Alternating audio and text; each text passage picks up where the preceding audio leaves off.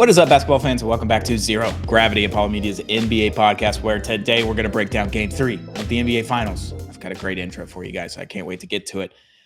Hell of a game.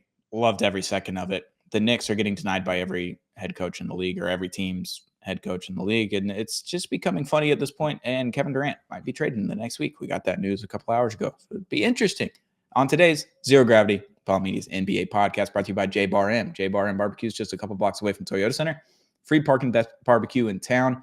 They're on the top 50 list of restaurants in Houston or in Texas in general. Hell of a restaurant, J Bar and Barbecue. We love you guys. Shout out to Zing Zang, America's #1 Bloody Mary mix. I've been zanging. I'm not gonna lie, I've been zanging responsibly with Zing Zang, America's #1 Bloody Mary mix. Go get it wherever you get it. Tom Thumb, Target. You can get it pretty much anywhere. Zing Zang's available all over the place. America's #1 Bloody Mary mix. And shout out to Big City Wings, Houston's Wing Joint, Paul's Wing Joint. 14 locations across the Houston area. We love Big City Wings. Just go to Big City. It's a great time. I'm your host, Sunstream, and joined always by Josh Garcia. How we doing, bud? Hi. I forgot that Tom Thumb is a thing in Dallas. That totally threw me off. I was like, what? It's right across the street from me. I saw it. They have a whole shelf of Zing Zang. It's incredible. Oh my God. Wow. Talk about marketing and displays. That's what we do it for right there. Next time you're over there, snap me a pic. I need to see that. I'm fabulous, happy. This finals is, I don't know, Stone. 1 out of 3 great games. I'd say 2 out of 3 good games. Of course, game 2 was kind of one of those things. And of course, I know you and Shelly Noor, happy belated Shelly Noor, 29, not 30 yet. Benedict Mathurin. We were due. We were so due. I don't want to say he's underperformed. I mean, well, let's be clear. He obviously has. He was so due. It just felt right. And what was Bill Simmons' exact prediction? Would you like to share it with the people? Yeah, we'll get into that. So last episode, after game 2, Bill Simmons was talking to whoever he was talking to. I can't remember at this point. But he literally says, Benedict Mathurin, not having a great series so far. When are we going to have the Benedict Mathurin game where he has 27 points in 22 minutes? Here we are. How did he do it? How does he do it every time? I don't know. He's never wrong. He's just early, and that's got to count for something, right? It's incredible. But before we get to Benedict Mathurin and the rest of the game, I just want to preface this with some deets I told you and Sheldon this morning. I put 2 and 2 together this morning. I woke up and it came to me. I finished the Manhunt Osama bin Laden Netflix documentary, docu-series, 3 episodes. It's great if you don't know the whole story. Go check it out if that's interesting to you. I like history and all these kinds of things. And I happened to share drinks and watch the man that shot Osama bin Laden take down a full 5th of Maker's Mark and smoke an entire pack of cigarettes in about 3 or 4 hours at my house back in 2017 at my parents' house. I was just there. Interesting guy, a lot of stories, very funny, all the things. But he was in the documentary, obviously, Rob O'Neill, the Navy SEAL from SEAL Team 6 that shot Osama bin Laden. But they go through this whole thing, and the CIA has to do all these recon and intel on the big building that Osama and his family and 2 other families were living in at the time in Pakistan. And from a satellite, they were able to zoom in on the building from top, the compound, and Osama bin Laden, there was a figure that would pace the courtyard every day at the same time for 20, 30 minutes, just would walk back and forth in a straight line, turn around, walk the other way, turn around, walk the other way. They started calling him the pacer. His shadow was, after math and algorithms and whatnot, was the same height as what Osama bin Laden would be. So that's how they kind of put 2 and 2 together. They weren't able to get actual footage of Osama bin Laden due to the high walls and all that kind of stuff. So that's what they went off of. They went off of the pacer. The pacer. The Taliban bombing OKC. Hey. It's written right there, man. Osama got away with a lot for like 20 plus years. And you're going to tell me that the Pacers can't get away with 4 games? Just saying. The Pacer, the Taliban. It's written in the stars. Oh, no. Thank you for that. You really set the scene out perfectly. Yeah. where do we go from here? What do we do with this information? I don't It know. gets tough now. I don't know where to go from here. Yeah, But no. You definitely set the stage. I'm not sure if I can stay exit take stage, your assist. boys. Let's get out of here. Yeah. So And podcast time. all that being said, of course, yeah, podcast over. Let's go ahead Yeah. and get out of here. Tyrese Halliburton. There's something about the way that man plays basketball. It's so confusing, so smooth but gross at the same time. Yeah, it feels like I think it's every game. It feels like a uncoordinated attack on paint or Uncoordinated attack is just too on the yeah. nose. That's good. That's his new nickname now. Just it feels like an The uncoordinated uncoordinated attack. attack. That's And good. it just it works. I don't know what's going on. Rick Carlisle, of course, being the ringleader of all of this. Yeah, I don't want to make too many jokes here. I love my job and I love Yeah. the life that I've curated for myself. But seeing how Tyrese Halliburton and the Indiana Pacers have been playing the game of basketball, it almost feels like there's no other explanation for what's going on here. So I'm just glad I can bear witness, and thank goodness the Pacers are winning. 2 out of the first 3 games instead of the Thunder winning, either 2 out of the first 3 or 3 out of the first 3. I just hope the boys continue to have fun out there. I don't know if you want to get to Miles Turner just yet, but play of his life? Question mark. It sure felt that way. Yeah. Before we get into that, I just wanted to say that I know hockey guy talking hockey on a basketball podcast, but the Edmonton Oilers, they have 2 of the best players on the planet, 2 of the best 5, like the best player and then a top 5 player in Leon Draisaitl and Connor McDavid. They're nuts. And during this playoff run, I've been listening to Empty Netters. Shout out to Empty Netters. It's a hockey podcast, NHL. And they just were like, the Oilers are able to confuse the shit and hypnotize other teams for like no reason at all for like 5 minutes a game, where the whole game just tilts on its head and then it's over. And it happens in a 5-minute period out of a 60-minute game. They're the most confusing, hypnotizing team I've ever seen until the finals, and Florida's just a weird rat team where they just hit the shit out of people. I get that. But are the Pacers like a hypnotizing team where they just like, you don't understand what's happening and why it's happening, but the Pacers just do things and all of a sudden like Benedict Mathurin has 27 points. Miles Turner has the block of his life after just shooting brick after brick after brick throughout the game. Tyrese Halliburton only has 22 points and 9 rebounds, 11 assists. People. There's too many connections. There's too many connections. Pascal Siakam gets sat for like half of the fourth quarter, maybe more, for Obi Toppin. Ain't no stopping Obi Toppin. Yep. And they win the game. And I felt like they were in control the entire time. Are they just the most hypnotizing team in the NBA? Like you play against them, you just don't know what to do in any way, shape, or form. They grab a rebound and there's an outlet pass and there's another outlet pass and all of a sudden they've got 2 points. Like you just don't even know what happened. What wins them the game and what can ultimately win them the series is you're seeing, and of course we'll get to TJ McConnell, but I've noticed every single game with the Indiana Pacers, they are like cutting off passing lanes perfectly. They're just They stole like snatching. 3 inbound passes. They're tip snatching damn near everything, it feels like. And of course I know Jalen Williams and Lou Dort and a couple of the other guys have had those moments as well, but hypnotizing is the perfect word, Stoney. I'm so glad that you said it because, damn it, that's exactly what I feel and how I feel when I'm watching this team. Every time they come down the floor, something happens that it almost feels extraordinary, and maybe that's what's like keeping me glued into this NBA Finals. Right? There's something greater than just 2 teams playing basketball. It feels like there's something bigger, and who am I? Who am I to say? I don't believe in. Well, actually, I'm Hispanic. I believe in a little bit of a supernatural, but yeah, there's something that I can't quite put my finger on it. Maybe after Game 4 we can revisit this conversation, but I'm just in awe, complete awe. It doesn't even make any sense. But back to Miles Turner. You mentioned him. He wore a Tyler Seguin Dallas Stars jersey pregame, and I was like, this can go one of 2 ways. Pacers winning 5, Pacers losing 5. Oh. I sent that pregame. I was like, he's wearing a Tyler Seguin jersey, Dallas Stars. That's my guy. Miles Turner is from Dallas. I know. But he wore it, and the Stars haven't been in the playoffs for going on 2 weeks now. Yeah. So, I mean, it's been a minute. So it's an interesting wardrobe choice pregame before Game 3. And I was like, it can go one of 2 ways here, boys. Like he's going to have the magic of the Dallas Stars that we saw in the first 2 rounds, or he's going to see the Western Conference Stars where things don't go right and you miss every shot. Turns out it followed him. He did miss like every shot. He was 3 of 11, I believe. He had 9 points. But he had an incredible block at the end of the game to seal it, to Saved just it. win the game. He just Yep. saved the game. And the Pacers just go on another hypnotizing run, and it's over. That's what the playoffs are about, you know? We've had the LeBron and Kyrie having 40-plus point games in the same game. You've had all these crazy moments over the years.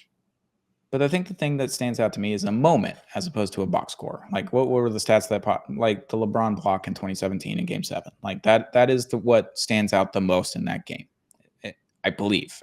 Even over the Kyrie shot. Like, everyone remembers the LeBron block on Iggy. That is the first thing you remember about that game. And then the second thing is probably the Kyrie shot, right? Yeah. Which is a made basket. The fact that what I'm going to remember Game 3 of the 2025 NBA Finals was Miles Turner getting a block at the end of the game. I'm not going to remember him missing every wide open 3 or mid-range jump shot at the free throw line. He just missed them all. I was so sad. Nasty. I love Miles Turner, trade machine legend for the last decade, it feels like. And he wins the game on a block, and that's what I'm going to remember from this game. I'm not going to and I'm going to remember TJ McConnell's 10 minutes. Those are the two things that I'll take from this game. I mean, TJ McConnell, 5 steals, 5 assists, 10 points. That doesn't just happen. It almost felt like, and you have these moments maybe once every 10 games or so, a guy on your team who's not expected to do really much. And of course, TJ McConnell's a seasoned veteran at this point. Like, let's be clear, he has my respect. And if he hasn't had your respect, you don't like NBA basketball. When I see this guy play, it's one of those things where he's not going to dominate. He's not going to do any of these crazy things that Tyrese Halliburton or Shea or any of these other players who have much more higher calibers or higher ceilings than he does. But the game flows through him in some point on every possession. The game has to fall through him. It might start with him. It might end with him on almost every possession for all the time that he was in that game. I haven't seen anything like it. The JJ Barea comparisons are perfect. Same vibe, same height. Also, shout out you for the TJ McConnell haircut. I love it. I get to the barber and I'm like, give me the TJ McConnell. Give me the TJ. My barber looked at me and he goes, I got you. Let me get the TJ McConnell. Literally, we talked about the Pacers for 10 minutes right as I got there. It's all I didn't even say hi. Just to dap up and like, did you watch the game last night? Yeah, I watched the game last night. And then we got into it. I was like, give me the TJ McConnell. Just do it. Chop everything off and give me the TJ McConnell. Had a lot of hair before this. Yeah, you see this guy TJ McConnell. He's a nasty man. We got to watch this. Gonna need my cut like him. And that's the best thing about it, man. Role players and everyone else alike just either steps up or fully falls on their face. And even the guys that fully fall on their face have redeeming moments, like Miles Turner last night, for example. These are the things that we live for. And like you said, I love that you brought it up. We don't think about the direct box scores. That's more of a regular season thing. Like, oh, Bol shot 5 for 7 from 3 last night. This might be it. And here we are in year 6, right? But then you look at, TJ McConnell and all these guys, even Benedict Mathurin, how we mentioned last night. This is what we do it for. This is exactly what we do it for. The feeling, the heart, the love, the joy, the pain, whatever you feel. We're only in Game 3. Oh my God, we were shitting on this finals too. I remember in Game 1 before the Tyrese Halliburton game winner. I think it was in the third quarter. We were like, this shit stinks. Because to be fair, it fully did stink. But here we are. I don't want to say I'm fully locked back in. Not that I was ever dialed out, but I've been watching the Stanley Cup like a shitload. I think I've watched every. There's been 3 games. I've watched 3/4 of every game, at least 3/4 of every game. For the first 3 games. So as soon as we get off of here, I'm watching the rest of that. I'm dialed, dude. I'm a hockey guy. I'm a hockey guy now. Look at us. Who would have thought? Panthers are up 1-0, by the way, in the first period. Oh. So I want to go through some finals, and I just want you to give me like your one lasting memory from every one of those finals, whether it's a moment or something that happened throughout the series. Like 2011, Dallas Mavericks, I think JJ Barea locking down LeBron, and I think about Jason Terry hitting just threes out of everywhere. And then I think about Dirk's shot in Game 3, I believe it was the layup on Bosch with like 5 seconds left to take the lead. That's what I think about. Like if you just name a random finals series, there's 3 moments that you will remember over everything else. Mm-hmm. Every time. Like Ray Allen comes to mind. 2013. The block, obviously, like you said. I cannot believe Andre Iguodala won a fucking finals MVP. Incredible. Isn't that insane? Like, come on. What are we? The 2021 finals? Sure. Sure. That's the block from Giannis, right? Yep. The That's the Valley Oop. lasting memory. Yep. Yep. What a Yeah. that was an interesting series, the post-COVID finals, because what I think I don't want to say it It was in was still Arizona, weird. They didn't but have a lot of fans yet. yeah, there wasn't a lot of fans. It was kind of weird. The season felt rushed, and I think there was Mhm. 72 games that season or It might have 70. been. Yeah, it was a shortened season. That was a straight, yeah. But Giannis got his one. Jokic got his one. We can die knowing that some of the greats and the future greats in the sport, they just got their one. Unfortunately, 2019, I remember Drake. Drake Like that, clapping when KD got, or he's like, "Come on, man, come on!" I Like, see KD falling to the ground looking backwards, and then I see Drake. yep, yep, That's the 2019 memory. It's like 2018. It's LeBron pointing, like just doing this at yep, J.R. Smith. Like it's just a moment from every finals, and this could be one of the moments. It's this one in the Halliburton shot in yep. Game 1. Like if they go on to win, the DVD at the beginning is going to lead with Tyrese Halliburton's like 4 buzzer beaters in this playoff run, but The DVD. the Miles Turner block. Yep, yep. And then also Tyrese Halliburton walking up to the podium to receive his Eastern Conference Finals MVP that he did not win. That has to be mentioned. That has to be put in there. I didn't want to think about that, man. It's been over a week. That was a really good clip. I didn't do as well as I thought it was going to, but I No, thought it would. that's too bad. It Here is we what it is. are, and it's like we're walking up expecting 1,000 views, just like Tyrese Halliburton was walking up on the Eastern Conference Final, and here we are. So, always back to the drawing board. Tyrese Halliburton, you go off these next 4. I was about to say 4 or 5 games. Excuse me, 2 to 3 games. Ooh, talk about stamp. Somebody made up a good point on Twitter, and they were like, "Well, ring culture is kind of one of those things where it's so overblown and out of hand. It's like Tyrese Halliburton, for example, isn't going to be over Chris Paul in my, in Point my guard rankings. Yeah. my point guard rankings, whatever. Sure, like the guy's what? How old is Tyrese Halliburton? Like 24."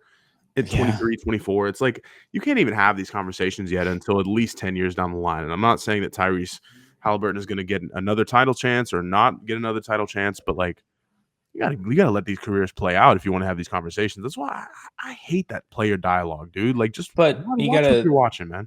you gotta think. It's 2005. Chris Paul comes into the league. 5 years in, Chris Paul was in the top 3 point guard discussion already Oh yeah.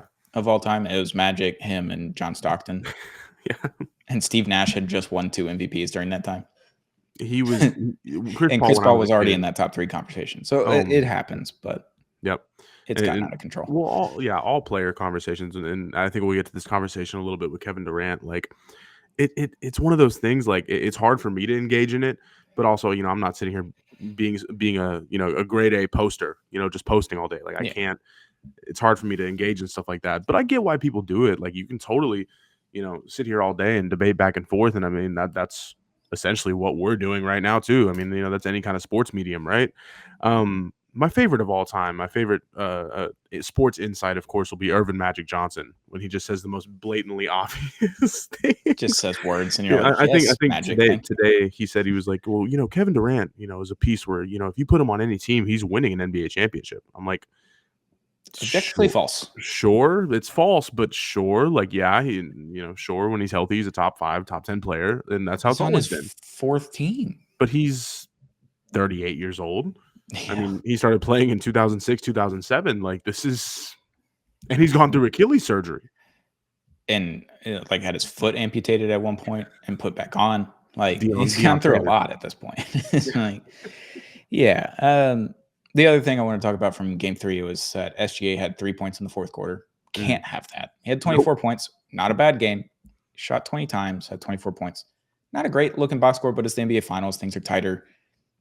Like Kobe used to put up these stat lines and we're like, oh, Kobe Bryant. Like these things happen in the NBA Finals. I get that. But a 3-point 4th quarter when you needed buckets and you just needed someone to put the ball in the hoop.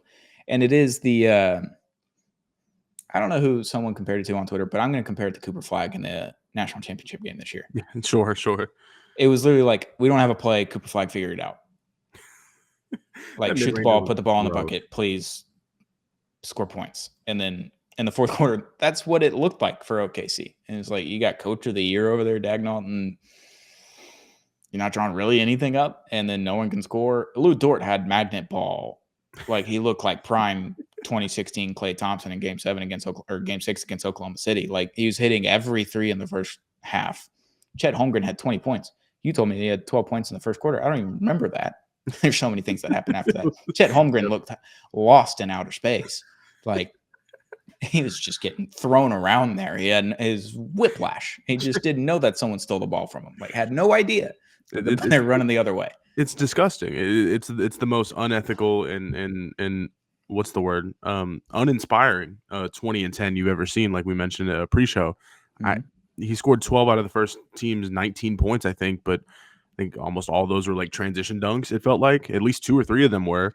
I'm just like, okay, if this is what the OKC Thunder are, if this is what we're watching, and this is obviously they're clearly not at their peak. I don't understand. You can win 68, 69 games in a season and then come into an NBA Finals. And again, I'm not saying they're going to lose this thing because I really don't think they still are, but something's got to give. The whole experience thing we've been talking about for 2 years, and they, more than anything else, the OKC fans act like they were going through complete hell for 2 years. Like, they sucked. They fully tanked for a year and then did the Rockets method how they did last year.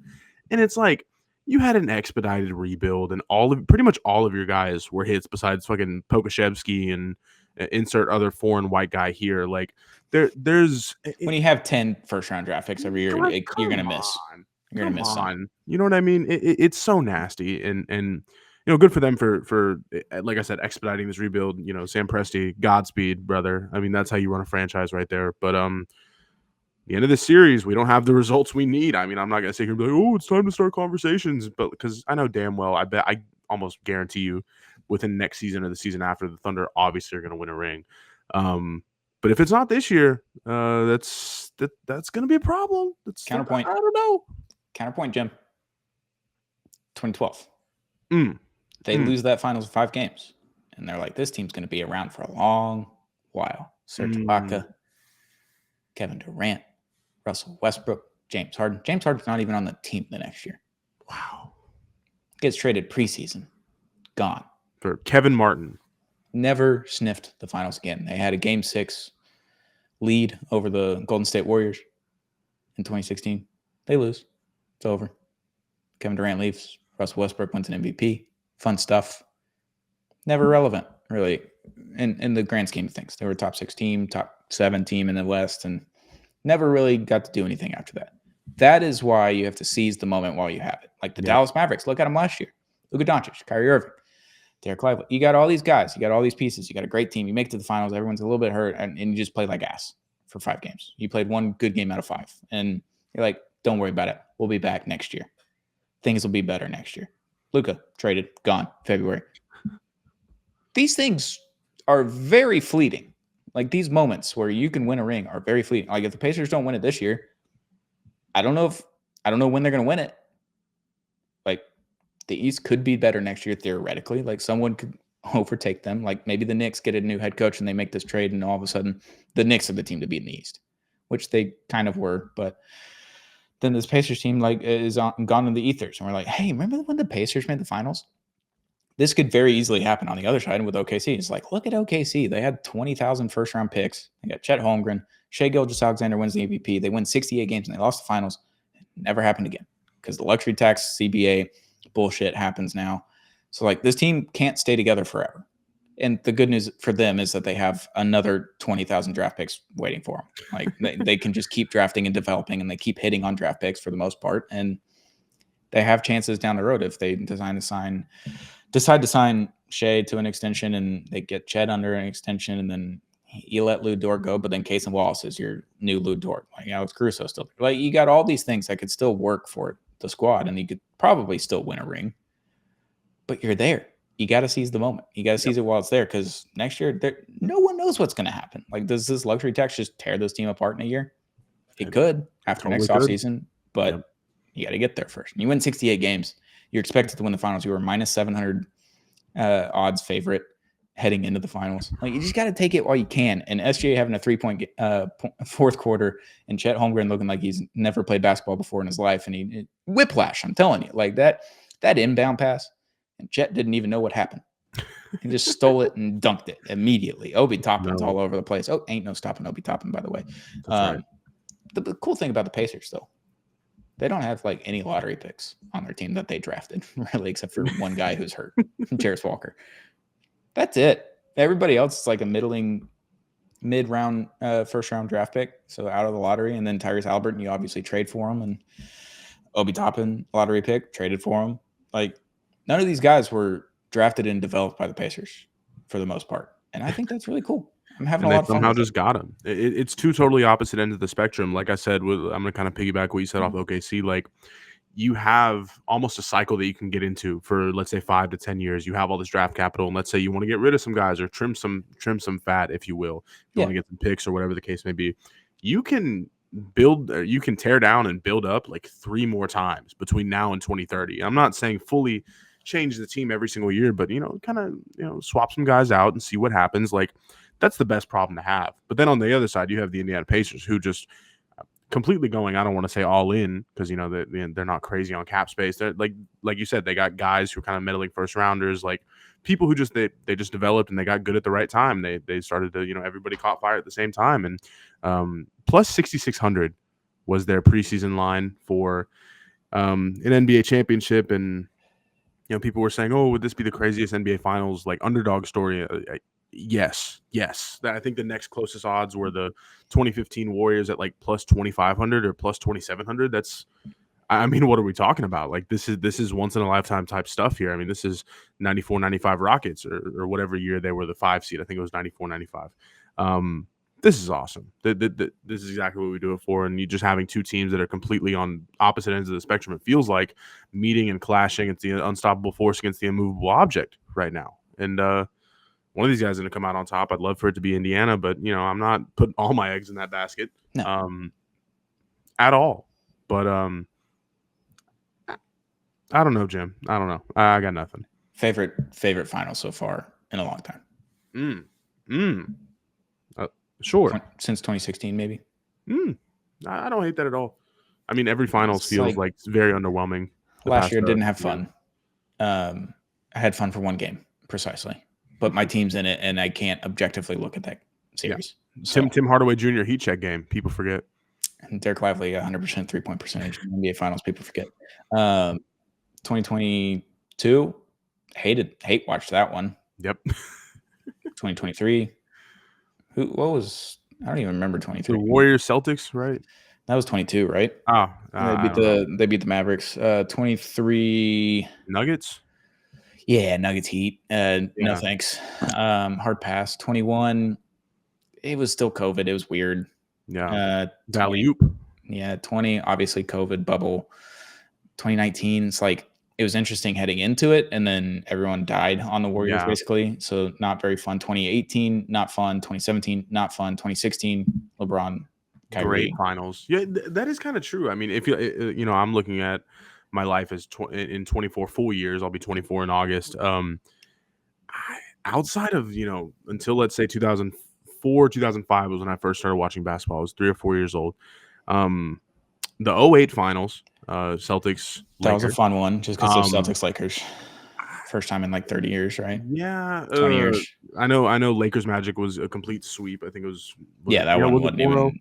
2010 NBA Finals, of course. Yeah, Spurs Heat the first time. Was it the first Spurs Heat or the second Spurs Heat that was better? That went to 7 games.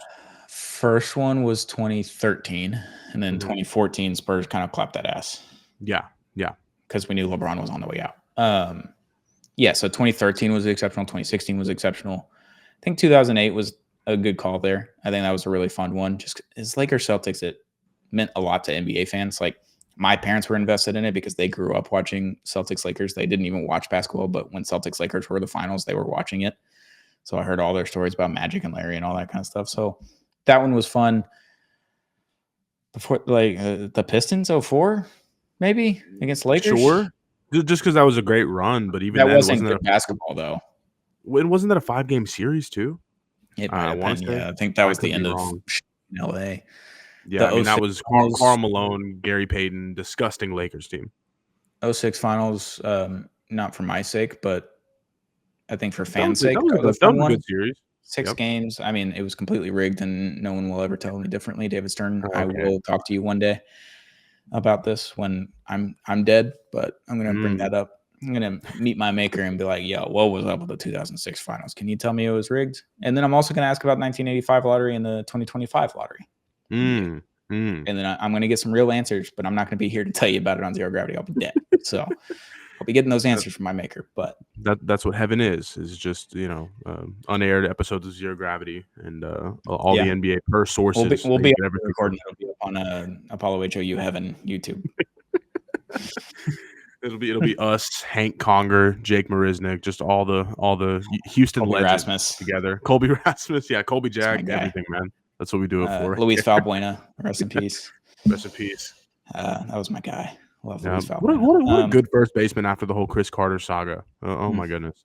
I loved Keep Valley Lit. That was a big thing in my group chat back then in like 2014, 2015. Keep Valley Lit. That was good. Loved him. So yeah, the finals have been great. But before we go, let's talk about two different things. Kevin Durant trade is expected to happen next week at some point, according to sources. Not mine. That was from Twitter. Don't remember who tweeted it out. Saw the sleeper notification. Whatever. It's out there. Kevin Durant. Looking at 5 different teams: Miami, Houston, New York Knicks, Minnesota, and San Antonio. Yep. Sure. KD in San Antonio would that's nightmare fuel. Like full on nightmare fuel. How would it feel to come into next season being the 3rd best team in Texas after being the best team in Texas this year? Because that would happen objectively, unless y'all do something different. You're completely right. Well, when Cam Johnson becomes a Rocket, you'll be in real 19th sorry. pick. What are we talking about, pal? You'll be real sorry, buddy. I don't know. I'm excited to know that and hope that Kevin Durant. I would almost rather see him in Minnesota or New York. Sure, I don't know. That doesn't move me, but Minnesota just feels. One of my good friends, big Wolves guy, knowing that he would, blow his socks off if he got a Kevin Durant. I don't know. Somebody's going to overpay for him. Obviously, they're going to take the best offer. And we could look back at this in years and be like, oh, someone traded only 1 first-round pick and 1 player or 2 players to match salary, and they got 2 good years of Kevin Durant. That's pretty good. But I don't know. I don't want to be in a losing end of that situation. I'm not too crazy keen on KD coming here anymore. I think I've had my opinions have been loading for too long, and I don't know. Yeah, there's going to be changes to some Rockets this year, but we'll talk about that when that happens. We did have word last week from sources, actual sources, our sources, that KD to Minnesota was a done deal for Rudy Gobert, and then things changed. So I would believe that means KD stepped in, because now there's a list of 5 teams that he's looking at, and it's not just him going to Minnesota anymore and play with Ant, which would be really fun. I would enjoy that, even though they're in the West, but it's 37-year-old KD. I'm not wildly terrified of it. But if he goes to the right team, then I'm going to be wildly terrified of it. Him in San Antonio, don't want that. Keep him out of Texas. Who would even match salaries for that? Are you it's trading 4 guys? The ghost of Devin Vassell, Keldon Johnson, like that's silly to me. You're just making the team uberly top heavy. It'll just be pretty much the San Antonio Suns. Riddle me this before we move off of KD. San Antonio trades for Kevin Durant by sending De'Aaron Fox to Milwaukee. Milwaukee sends Giannis to San Antonio. And then the rest of the roster is basically kaput. Oh my God. That I'm not ruling out this possibility. I don't want to think about that. That is what terrifies me if KD goes to San Antonio, because I think that is you're going to higher probability than a lot of things in the NBA right now. Complete prediction, and I know nothing. There's going to be I want to say 2, if not 3 major 3-team trades this summer. Like with the new CBA, with the new rules, with the new salary, everything, you're going to see complete research or complete. What's the word? You're completely throwing it up from upside down. Just the salary rules and everything. You're going to see 2 or 3 big 3-team deals, and it could be that one of them could be that. I don't know. Either Rudy Gobert, I think Julius Randle are gone. I don't know why, but it feels right to keep Naz Reid. Yep, that's right. People getting Naz Reid tattoos, never forget. That's awesome. That's like me getting Luis Scola tattoos back in the day. I have a JJ Barea tattoo. People don't know about it. Okay. I don't know. I'll believe it when I see it. Yeah, I don't have one, but it'd be funny if I did. Yeah, the NBA is going to be shaken up tremendously after this NBA Finals, especially if it's KD already happening next week. Then I think Giannis is waiting to see what happens with KD first to decide whether he wants to stay in Milwaukee or leave. Wouldn't be shocked if he stays, but also wouldn't be shocked if he left. Yep. You're going to have that. Philly's going to do something crazy. I mean, that's just what Daryl Morey does. San Antonio's probably going to try to make a move, whether it's Giannis or KD. The Rockets are very much in play for a big shakeup. The Celtics are in a huge spot for a shakeup. Jaylen Brown, Drew Holiday, Kristaps Porzingis, like one or two of those guys are gone next year, and Jason Tatum's going to be sitting. Like Philly could do something, Boston could do something, Milwaukee could do something, Minnesota, Houston, Phoenix, San Antonio. Like the list goes on and on. And then New Orleans, are we just going to keep trying to put out an injury-riddled team every year, or are we just going to blow it out? Trey Murphy, welcome to Houston. Murphy, Papa. Can't wait. His odds are highest for the Dallas Mavericks. People forget. Okay. Or no, it's Herb Jones. Sorry, my bad. You can have Trey There Murphy. you go. Yeah, like all these teams are just going to be completely shaken. The Lakers are another team that is probably going to add to their team in some way, shape, or form. LeBron probably is going to sign an extension with them for another $50-60 million and call it a day. But like they could do something. Like the whole league is about to just flip on its head in the next 3 weeks, and it's going to be jaw-dropping, I think. Like the last time I had a crazy like NBA moment where I was sitting on my phone and all of a sudden Shams pops up, or Woj, rip in peace. Not dead, but gone from NBA journalism. But the Paul George, Kawhi Leonard deal happening at the same time. I was in an airport in Paris and studied abroad for a month. So in Paris, about to come home. I was like, thank God, get like ice in my water, get nice crisp Dr. Pepper. Really excited about these things. Real American food. That's right. Even though it's terrible for you, but whatever. I was sitting in the airport just waiting to board like 2 hours early because I didn't know how long it took to get through customs and all that and security and all that. Whatever. Sitting there. Bang. Kawhi Leonard intends to sign with the Los Angeles Lakers or Clippers, and Paul George has also been traded to the Clippers, like all at the same time. I was like, what are we doing? What are we doing?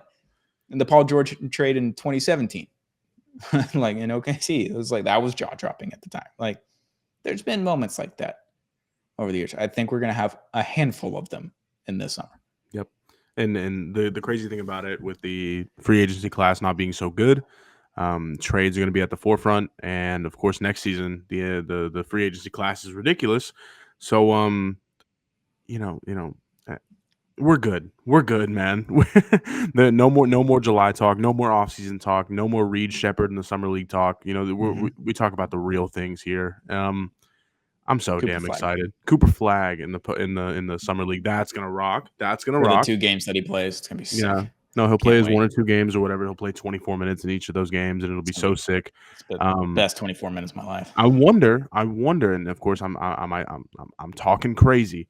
Cam Whitmore, summer league MVP. Hey, yeah, year 3. He maybe has it figured out by now. I remember last summer league. Oh my God, I was like, what the fuck is Cam Whitmore doing? What is the Polar Bear doing in Arlington, Texas? I was like, what is he doing in this summer league game right now? Like there's no reason he needs to be here. And I think we're going on year 3, maybe year 4. No, just year 3. And I don't know why every fiber of my being makes me feel like Cam Whitmore's going to be on that summer league team. He might be just forever. He might just be he might be Kevin Knox.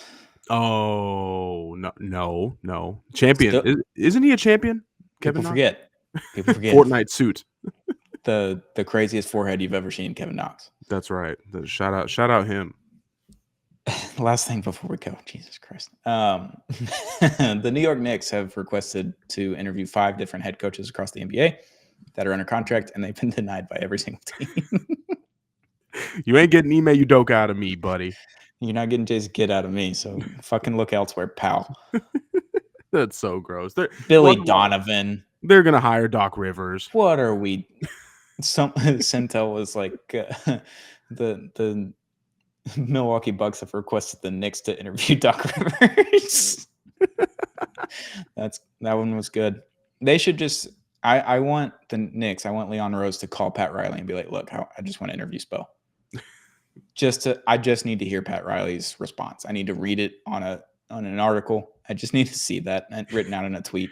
His actual quote from that. Pat Riley is gonna fax him the coordinates to his house and like an Amazon link, and he's gonna click the Amazon link, and it's just gonna be a BOMB, and that's real mob shit. Shout out Pat Riley. It's going to be ahead of something that Leon Rose cares about that he chopped off and sent in a box. Yeah, it's like it's going to put it in his bed. Yeah, like what are we doing trying to get Billy Donovan from Chicago? Why? Coach Cal is going to be the Knicks' next head coach. Need that yesterday. The Kentucky connection is far too strong. Karl Anthony Towns is there. Cal loves him, obviously. Worldwide West, man number 2 in the Knicks organization behind Leon Rose. Leon Rose has never spoken to the media, not once. Mob ties. Mob ties. MSG. Coach Cal coming home. That's right. I don't even know if he's from New York, but yeah, I don't think he is. I think he's from the Northeast somewhere. He's got to be. He's too Italian for it. I don't know. He doesn't give off SEC or a Big East coach vibe. You know what I mean? When I see Coach, I mean, he coached UMass. Wow. Yeah, this is true. Oh my God, this is such a throwback. But this is like 4 or 5 months ago. There was this. It was this kid's bar mitzvah. He was like 13. It was this big, chubby Jewish kid, just a unit. And I commented. I said, "This kid is gonna be a hell of a Big East basketball coach in about 40 years." Do you see the Cam Scatabo New York Giants throwback jerseys that they're bringing out this year? And they're like the biggest, fattest, loudest Italian you've ever met is going to have 2 of these in his closet. It reminds me of the older Cowboys ones that they would do, and they'd have like who was their receiver? Fucking what's his name? Miles Austin. I would see a bunch of Miles Austin jerseys when I was younger, and the throwback style. I was like, oh, these are disgusting. Coach Cal's from Pennsylvania, by the way, and he was the head coach at the New Jersey Nets at one point. Yep. And coached at UMass, so he's been up in the Northeast. Mob ties. Follow the prophecy, Coach Cal. Mob ties. Finish the job. Finish the job. God, Arkansas would be so pissed. They spent all that money to get him and put all the NIL budget, and then he's just like, it's the Knicks. Come on. He's like, I couldn't coach Nick Smith Jr. or whatever. Get him out of here. It's like, look, everybody gets to use money now. What's my advantage? Yeah, there you go. You're getting CBA money now, big dog. Knicks going from the Eastern Conference Finals to getting denied by 5 different teams for their head coach is very funny. Well, I wonder, all this being said about NIL and stuff like that, will by next season we'll have a year of Woj experience for the Bonnies. You think the Bonnies might be a little mid-major? They're making a play at the tourney. They're going to make a play at the tourney next year. Yeah. St. Bonaventure. St. Bonaventure. Can't wait. Yeah. College basketball is gonna be so sick next year. I'm really. They're talking about moving it from halves to quarters. I'm so in on quarters for years. We've both been saying it for years. If you just made it quarters, this is objectively a better product. Oh my God, come on! Like, there's more structure to the game. I don't give a fuck about 20-minute halves. It's 20-minute halves. The last dumb. 4 minutes of the half, whether it's soccer, it's a close game or a blowout. It's a hard watch. You give me 4 10-minute quarters, I am head over heels. I am watching every ACC champion or challenge. I'm John Rothstein tweets, notifications on. I am full locked in. They play like 40 games a year if you win the championship, right? Yeah. Do you know how many hours I've spent watching Mississippi State basketball's last minute of a game? In the last 2 years alone. Every time it's 15, 20 minutes. Dozens of hours just watching 1 minute of basketball. 30 times. You think NBA is bad? College basketball is a lot worse. Also, shout out John Rothstein for he did it. He did it again when Elon and Trump were beefing. He's like, Bryant and St. Bonaventure, they're gonna have a new champion or a new challenge or something. Like, it was some bullshit like 2 mid-majors. He's just tweeting through the middle of it. I'm like, this guy rocks. It doesn't matter what is going on in the world. He is going to talk about two mid-major teams that he got the big inside scoop on every damn time, and that's what we do it for. The passion, the wherewithal, the drive. It's all there. Yeah, you mentioned Bryant. Shout out to Thomas Bryant. 3 minutes, game 3. But I don't know. Did you see the 3 minutes that Thomas Bryant played? He just gave a shit. Look, man. I'm not trying to say that Thomas Bryant was the X factor in the game, but he might have been. It was a really good 3 minutes. Not trying to sing while everyone's singing, but that's right. Whoa. Wow. That was our Reiner Solo Bill Simmons bit for the day. It will be back next episode. It will never not be here. So that's what we do it for. Thank you, Stone. I'm glad to be back on. Yeah, hell of an NBA Finals so far. We're 3 games in. We got another game tonight. As you're listening to this will come out Friday morning. We recorded this Thursday night. So NBA Finals. So I hope we get a few more games of this. Really looking forward to it.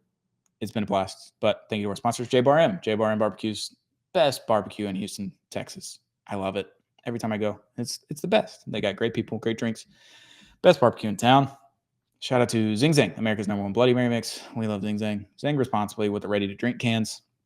With your own mix, the Blazing Bloody Mary mix. You can get it all. Zing Zang. Get it wherever you get mixers, Target, Tom Thumb, like I said, liquor store, wherever. Zing Zang, America's #1 Bloody Mary mix. And shout out to Big City Wings, Houston's Wing Joint, Paul's Wing Joint. We love Big City Wings, longtime sponsor of the show. We'll be back very, very soon to talk some more about this NBA Finals matchup. It's been a blast. I can't wait to talk about it more. I just can't wait. I need more. NBA Finals has been a blast. Can't wait for the offseason as well. It's going to be hectic and very fun. But we'll talk about it next time on Zero Gravity, Apollo Media's NBA podcast.